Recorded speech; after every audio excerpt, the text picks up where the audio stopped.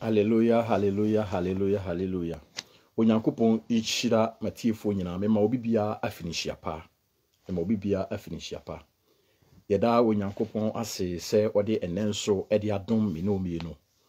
Ene eye bosome dumienu 27th December. Bosome dumienu bronya bosome dumienu. Da ye toso aduonu nso. Amen. Nyankopon ichira yempa, unchira obibia Mema obibia afinishia pa biem. Echia me papa atofo sen. Nyankopon hira wo Italy. Echia sister Rita o Bejon, ya mi hira ba ho se wa ba lie. Echia sister ama o Italy. Brother Gideon ne yere mama Esther mu Spain. Mechia obibia, nyame enka obibia ho no wo hira obibia. Mema obibia afinishia pa. Minimse sa bere oho ye. Minimse abusuafo so eho ye. Onyame akwara me no wie no wahwe ye nso. Waboye ho ban e wa afi mu nyina yenhwe niema hodo a esisiye bebire akọ omokrachi na menum ye ne ye ninda nanso onyame a obo osoro ne asase epone dia wo mu nyina no onyankopon ahwe menum ye no ye nso akora menum ye no wakita menum ye no ye mu e ya adumbi edisabere wotiase a ma wani enje na hunu se nyame botaye eni ni tribu ponti na woda so etiase menumie ebesua onyankopon asem amato ne din se the end time prophecy awie bremu enkom hye eniema onyankopon ekato ho ana onyankopon nam na diifo so ekare to ho no ma ene ye mremu esisi ana ebi ayeden esi Bible se muhunu sa niema we nyina monka hu se menna no ayeden menna no aben Enti Yesu Kristo a oye odo Nyankopon no maye akwanya na wamaye nsenkyere ne bebre e de atoto se si ehunu sa na ema we a ye hunu se awie bere na yeden adu enti abrabo bi a ye bo ne anamontuo bi a ye tu no ye nka ye hunu se ye mera aka eden etia e wo Nyankopon anim ana Yesu Kristo maye a etoso yenu no etia Brother Gideon chisa wo na wo frɛ me ntime ade wo chisa wo frɛ me na me ma accept wo Inti freme na menji untum why said the last 2 weeks ye no Nyankopon inhira wo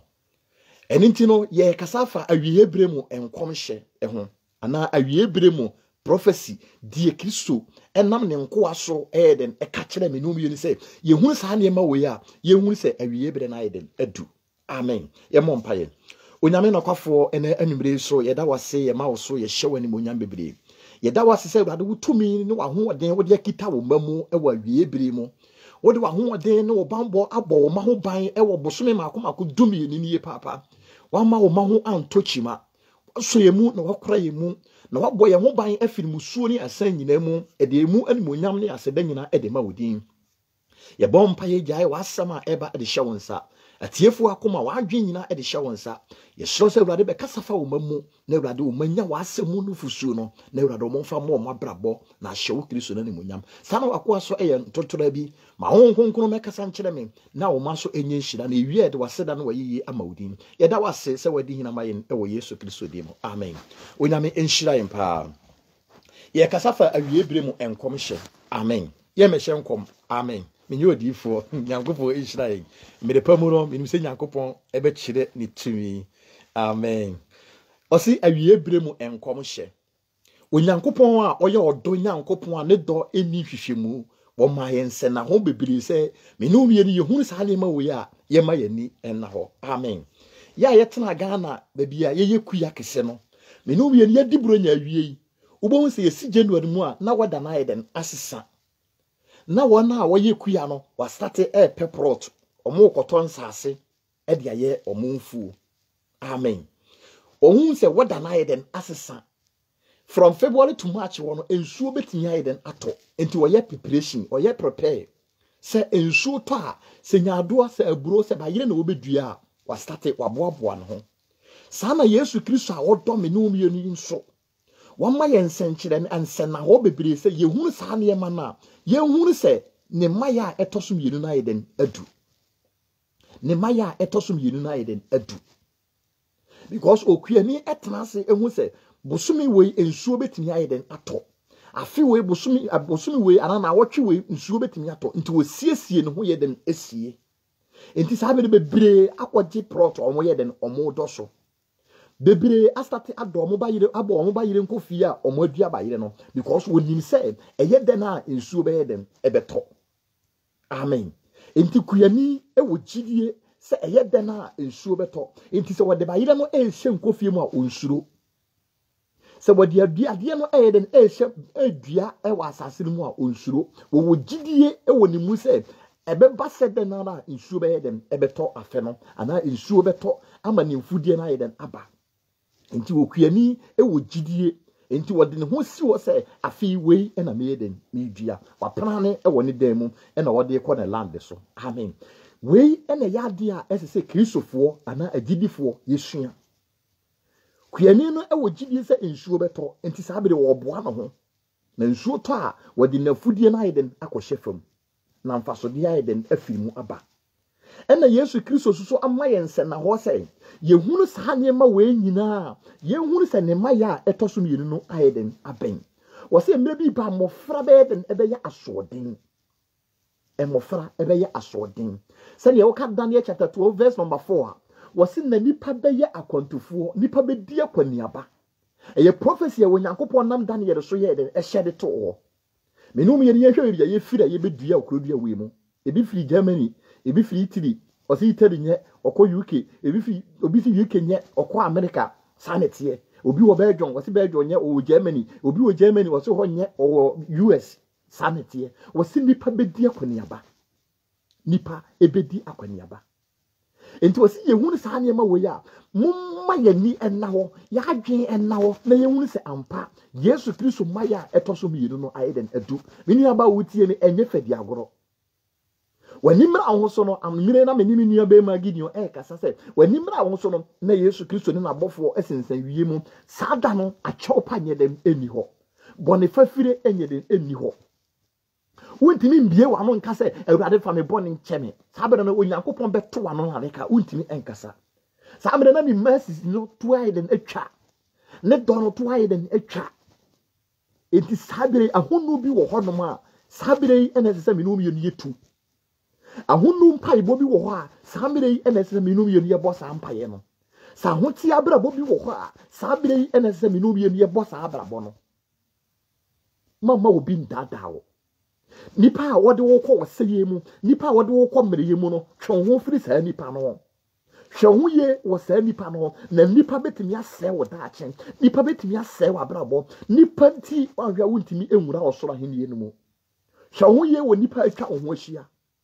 hwe ho ye wo nipa wuro problem a wo ka wa asam ye den ekire no bebi a yaduri enye nkomodie bebi a yaduri enye namfosem bebi a yaduri mawani enna wo Nyankopon so sua wo twera asem Bible says wo firi mofrase ehunu twera asem no mu a wo ye nshira wate ye sua wo Nyankopon asem amen ye hwe ade bi Acts chapter 2 verse number 15 to number 17 no Acts chapter 2 ye be kan firi 14 no up to 17 no ye ntie wo Nyankopon asem wa say na Petro ni du baako no sori ginae na woma ne ne so ka kire won se Yuda marima ne mu a mote Jerusalem nyina muhunu yei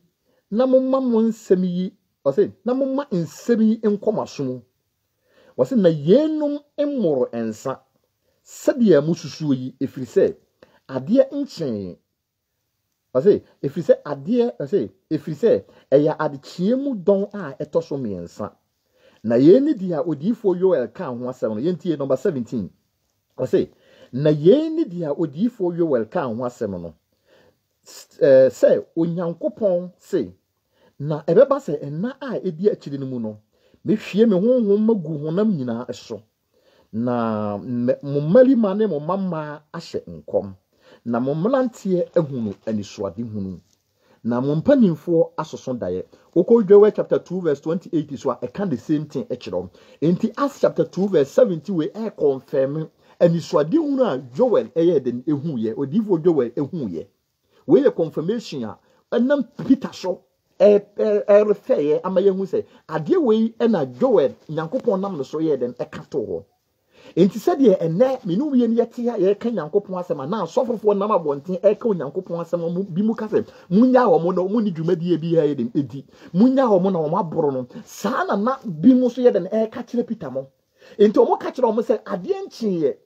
abo anopa 3 o'clock nti we mu moro ensa enye nsa bi no maye den omanom nebum nyame asem a eye kroje e no mode e maye obi betie ono so be ka kire o se waboro mu atom na mo keka mo keka nsem bi saa na tie omo ka kire Peter wo se nti ade nchiye na afe na abodon a etoso miensa na we mu nye den e moro nsa enti wo se don a edi akire 17 ehia me ene ye me topic wo se be hwie me honhom agumrante ene meba so na mo mama ne mo mamerima ahunu ani so ade hunu na mo mpanyimfo asoso daye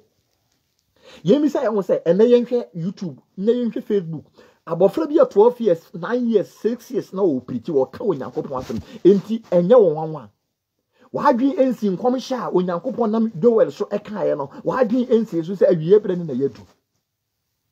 ene ye nua maamo e priti ye nua maamo e de hunu arisuade hunu ye papa mo e so da ye menu bie no so Nyankopon yi ne ho adi e kire ye o kasa kire menu bie no enti wadwi ensi bibia so won kai bibia se na Onyankopon akase emre die akiri no obehwie na ho ode e de agu menu bie ni ye nso mini aba wutie me ene ye nkasa enche bebiri na emo me ma wani adaho ama wani aba ho so emra wo celebrate the end of the year kwasiada we ye hunu biem ye be hunu kwasiada na ye 2021 abrabo ben e na wo bo suban ben e na wo danati wo de wadwen si Onyankopon kom sharp wo hye ye no tro wo mo wani aba ho so sa asema Kristo kan ye no abamu esan so se ye hunu sa ne ma wo ya ye kan ne ye hunu se Yesu Kristo maya etoso no ye no ayeden aben enya agudie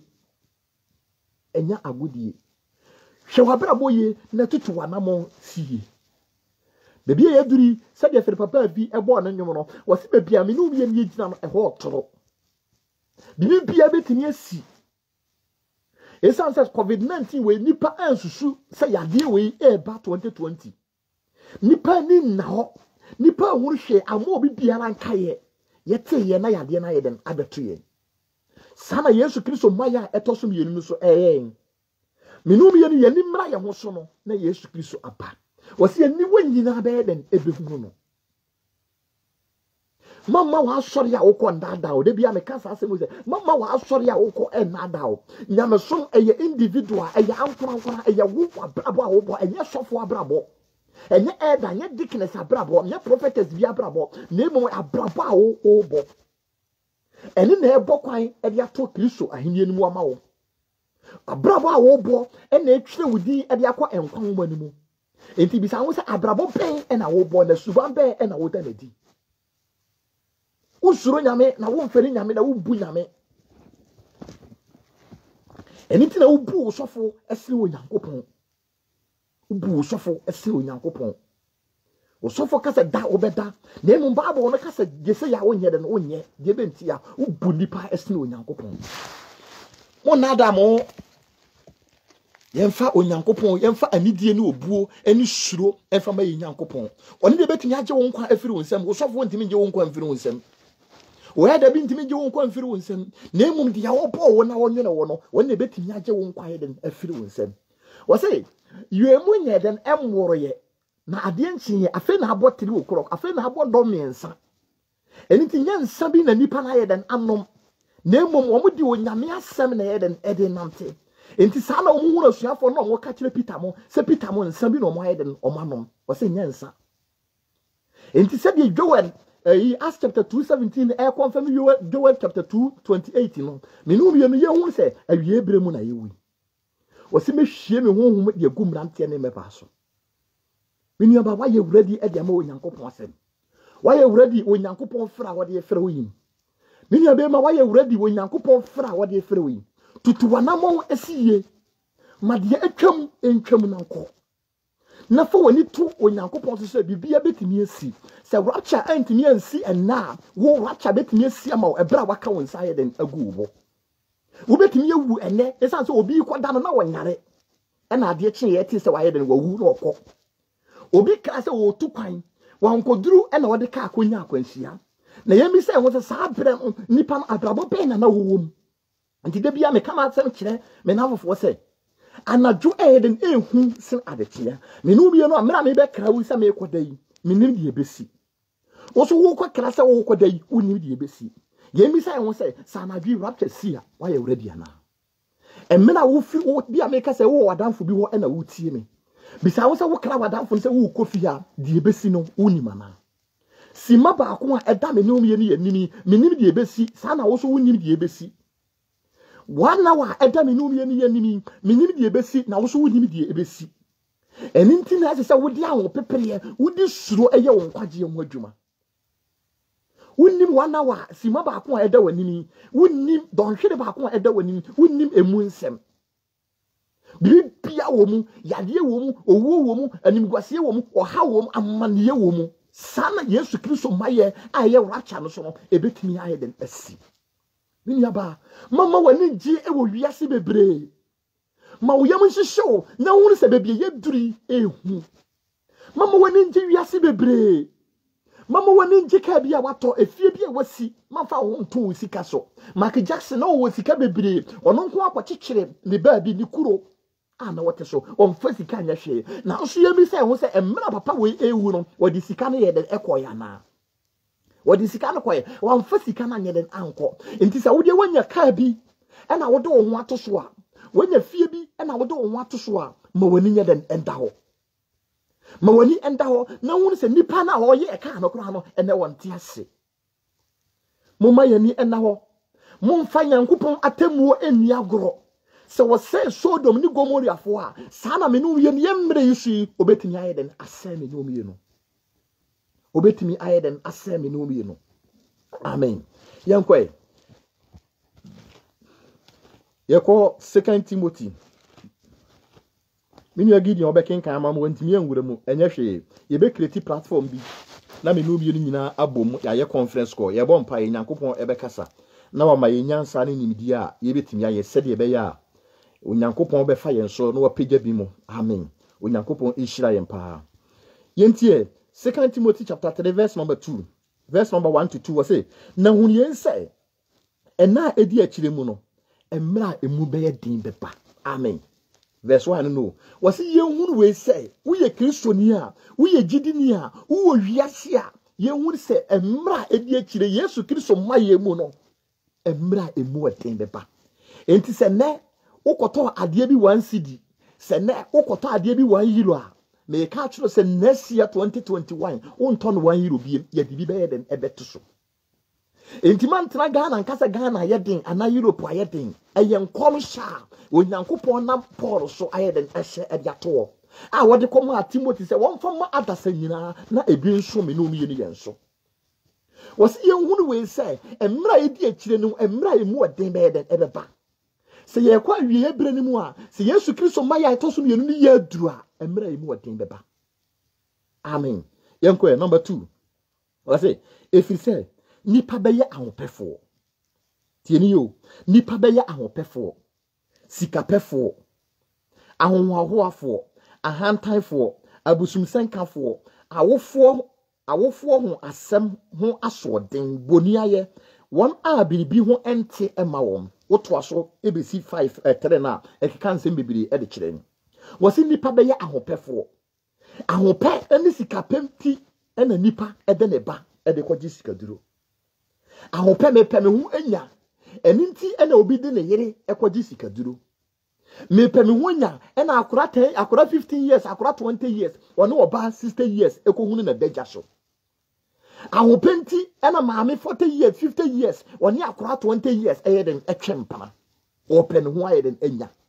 sikapenti ena oba bone ho adagya ede to abonten se enipa nhwe na wonye de wonya sika ahope eni sikapenti ena 25 years 20 years 18 years 17 years akura woni ne papa 50 years 60 years etimi yeden ekota enya ahope eye sikape wasi yehunu saane ma we nyina yehunu chiwade a ebo omaya mum yehunu se Yesu Kristo maya etoso mienu na yeden aduru enne nipa mfa ho se ye kasa sika ehye jata animu a nipa be wura jata animu akope sika obi timi ka se mi de me nya sika na ade kye me mpo na me wu a me pe Nemom ni wi afiri se enkwa ewo ni mu no ekra eti ni mu no ede na Onyankopon ekobu na ten nipa ni bre epesika nipa wodin epesika ye sore ma de akye ko ye adwuma se ede ye benya sika nemom ye ndwe na okra no ho okra no ho adwuma esese ye na ye nya ye ho no ye ntimi nya okra no ho adwuma nemom niema ebesei eniema ye wu a enya mfaso bi wo so eniema ye wu a nipa bi begie firi ye ma ensem no saa niema na me no ye de aho prepare ye pe saa de no ho kwan ene Onyankopon kasa kire me no wie no etu me no wie no fo se moma ye nwuru we se emra edi akire no nipa be ye sika nibrefo nipa be ye ahopefo na nipa be ye asoden ene mofra aya asoden mini aba wutie me mini aba ma wutie me ye hunu se ye nyina ye niema Onyankopon aka edi ato se ye hunu sa niema na ye hunu se Yesu Kristo maya etoso yiri na yeden etu sesia especially akontufo a ye wa akontu mu se wode wadwuma ama obi se wonhwe so na wo hwe na nipa no enye ni yi a ebi wo ha wo kokora wo nkra ana se obi ti ufi a wo kofi ho no ma wo nyede no wo nkra wo kohwe se de nipa no ahosiesi a wo siesie fi ho ahodi a wo di ni wo fi ho se nipa no ensiesie fi ho yi a wo kompofire mu esan se wo kra na saada no wode be ye krimi onko ho na fi ho ye den e ho ate enti wo bebo adwe mu po se men kra nipa no na nimra no ho so no na me gina ni gate ya no ebomu o se ne sitie enti nipa no ensiesie ne ho nsie enti so okona so wote fi mu a onko na fi na ye den atwa ne ho ahia but ye Nyankopon a woye odo Nyankopon ne de menyu mienu wa maye niema bebre a edi adanse se Onyankopon ye odo wamfa niema we anhunta yen enti wo ka kire me no wie ni se ye hunu saa niema we se emera nipa ye sika pefo ne anibrefo no moma ye hunu se ne maya atoso mienu na yedem adu ma me ya wutie me agene Yesu Kristo maya atoso mienu no enene adombere enene nkwaje bere sakira wadwen na ena eda wani sakira wadwen na eneni wo na wode wokyena ahoahoa ho hunu se Nyankopon atemuo eye nokore na ye ahane di Nyankopon aka no ebebamu amen Onyankopon inshira yempa yenkwa Matthew chapter 24 verse number 11 Matthew 24 verse number 11 Matthew 24 verse number 11 amen yenti Onyankopon asem wase na adifo atrofo bebiri be sore na obedada nipa bebiri amen wase awiye bremu nso no adifo bebiri be sore na wadada nipa bebiri amen na no na mitie ayi evangelist kwasi awia wase afi Nyankopon ayade papa obisansa aden wase Nyankopon atega na adifo to bebiri amen wesi sei wesi we be wene wesi sei sana wo kare Jeremia 14 verse 14 na wase mensoma wo adifo no so wo ye nkwasiafo na mensoma wo na wo de wo nyansa wo de wo adwene ena hye mo nkom me awurade me nkasa nkire wo amen inti wase yem pensi awie bremu no wase adifo atrofo be den ebe sore ena ye nyina ye hu bi amen wo maba no ema ye hu se we efiri nyame we emfiri nyame amen ena we be wene ena we be say ena we be nya 50% ena bi be nya 52% but ni nyina mu no Nyankopon pegya ne nsa e ka se mo me nsoma wo mo esa se wo Nyankopon kan kire se Gideon bedi mampani anani pasumasi bedi mampani no waka kem se ya wi Gideon oboa na se nyame nya nokwafo nyame asem nyina ye ane amen Onyankopon asem eye ane eye nokore na ada ya tobia na nyeden atrobiara nyeden enim enti mo maye ni na ho na ye hu se atrofo difo ayeden asore o mo mfa no kore nkyerechire enyeden enkyerechire yen atro ene na dasem ene ekoso eno na nipa mienu nipa so yepe ene ye pudi wo mochi enti be kwa asode ya ye ka no kore ye kita twere asem ye de ka no kore no sa asore nipa no so ene na mitie sofo bi wo start yi kese mi hu quotation bi a wo yiye prophecy ya na wa start na wo kese mi hu be bia nipa ekọ enso nko na asore na yeden ayema asore na bomma on kita onyi verse ba kokora wose mumma yani na ho na difo atrofo be den ebe sore e wa wie bire mu menu mienu enye obi na beka wo hu bi wati bi mini aba mumma yani na ho onyankopon doyen wo boye kokko se ye ma yani enna ho ne yaduru awiye bremu amen onyame nshira yempa yanko 1 John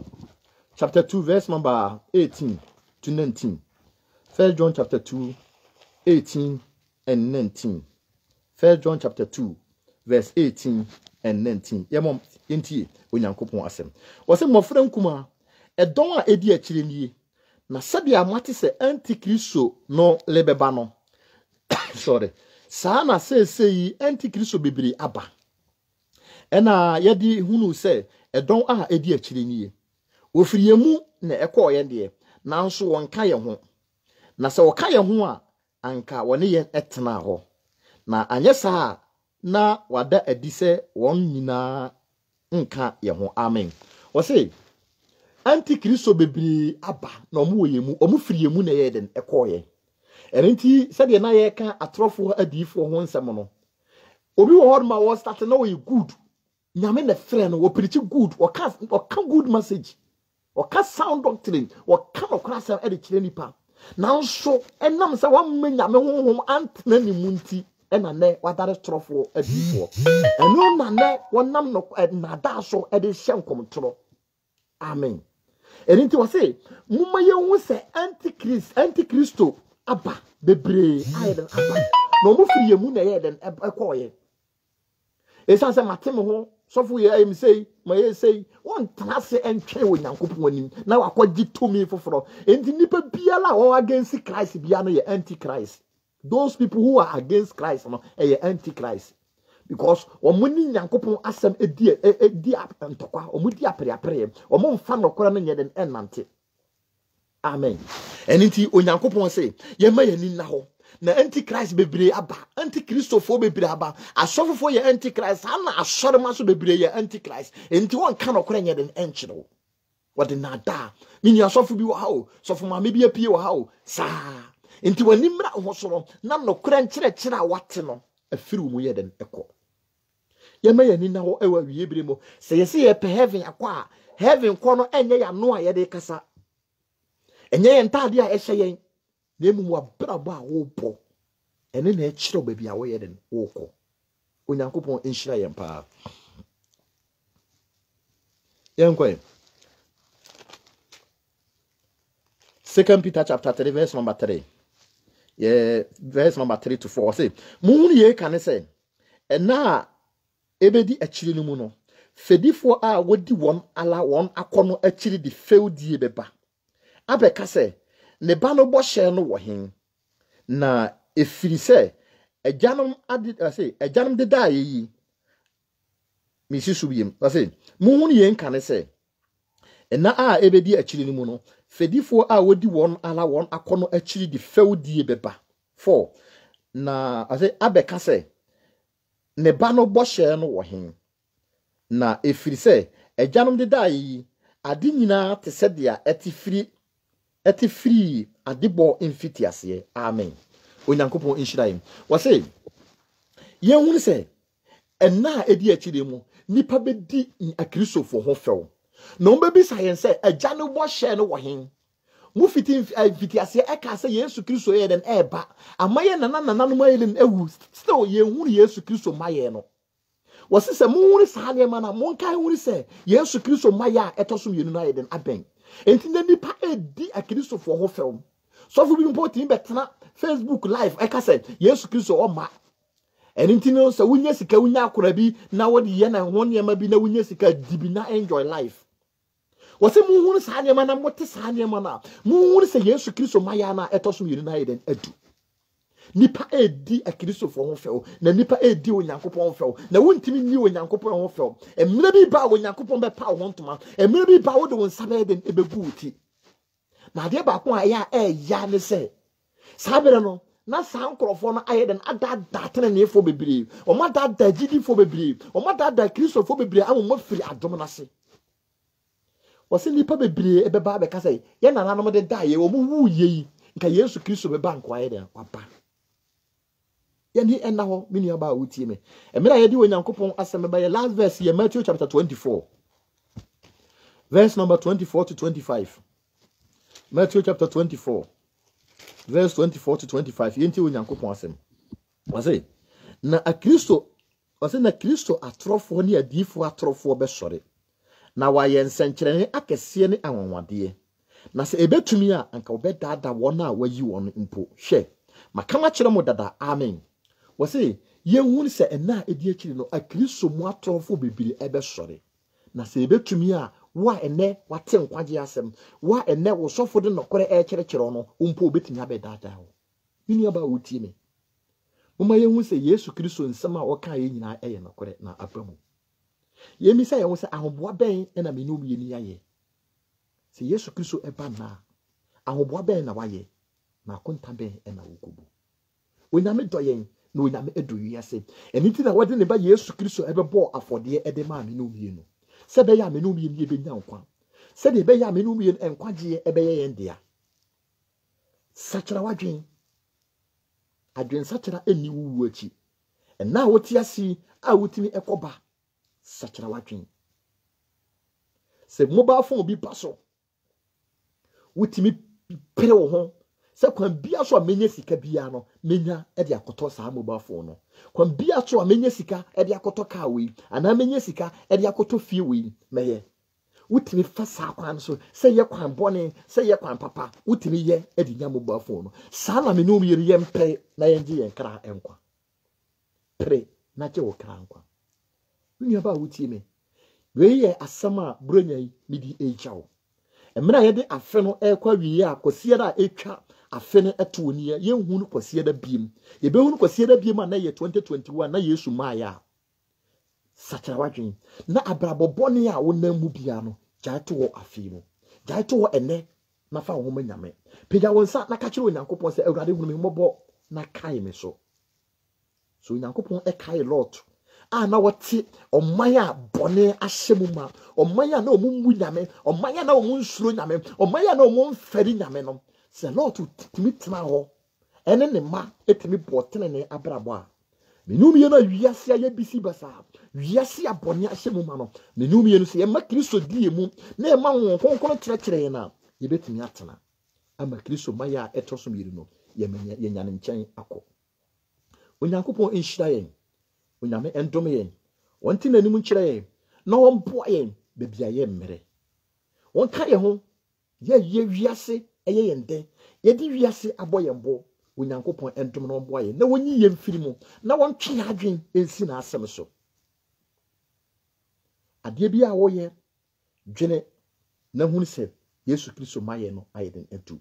ade bia wo ye dwene na hunu se adekye adesaye ehu se adekye wo kwedai se wan sori a wo kwohin dwene wakoma mu na dwene wadwene mu na susu wakoma mu se ampa se Yesu ba ni ikobi ana ma wo matade e wo goma ne mogya ne mu ana onyankopon nhyira nenu agidi onyame nhyira me wi amefero ne adi nkomo onyame nka ho pa me tia me wife mama Esther nyame nhyira no pa wono no mo bo adwuma o to nwom no no so di message number bi nyame nka ho Gideon wanya oba pa e bia wo ko bia wo ka ho nyame nhyɛ moden na nia wo famu bia no onyankopon mmoa nipa ntimi mmoa ho mintimi mmoa mehyɛ wo boss Gideon meboa ho nanso emiru ho no me disappoint wo menum ye na Yesu sɛ na ye de asam no ye den eba but ebreduru sɛ wuwura mu no on sɛ wantumi ama sanete nipa ebetata ho fa ho to onyankopon so fa ho to onyankopon so na meni sɛ onyankopon a wahyɛ akontofo bɔ no o ma yɛhim engu ase fa ho nyina ma wo yere fa na ho ma wo nsuo onyankopon asɛm mo fa nyamesuro entete me ba a wode ama mo no nhyira nyankopon nhyira mo obeye nhyira e de ama mo na mo ubegyina baabi abo onyankopon di na mo di na yiyi ama no Bible si de wanya oyere pa no wanya oba pa na wanya oyere pa no wanya ade nyina nyame ani ewo mo so onyame nka mo ho koso na suro nyame nye twam mani twam abrabo bia na yafa mu no ebe ni twam na de akada ye nimu no ye mo ho boden na onyankopon so nye den emboa ye gene onyame asem no so ye onyankopon asem ye futu se ma me de ma obi bia se ye mata onyankopon akenka ho ye ma onyame asem kyerɛkyerɛ ye mfa nipa o kita onyame adwen ayonko ye mfa nipa o suro nyame ayonko ye mfa nipa o betimi aka okora kyerɛ ayonko ene ni Kristo ene na wo kɔbɔ ni mu a obetwe wadwen ayɛ den asiso onyankopɔn nhyira wo sister Suzy nyame nhyira wo pa mɛfrɛ wo de bia meka sɛ mɛfrɛ wo mintimi mfrɛ wo sister Jewa amankona edena nyame nhyira wo brother Nicholas mete won ka me line no magya yusu Italy line no nyame boa me send wo message na wo do line ayɛ den asend me nyankopɔn nhyira pa shalom yɛmɔ mpaye ade nyina so tumfo yɛ da wase ene anubere so sɛ urade wabɛhwie wo honhom ade agu wo ma so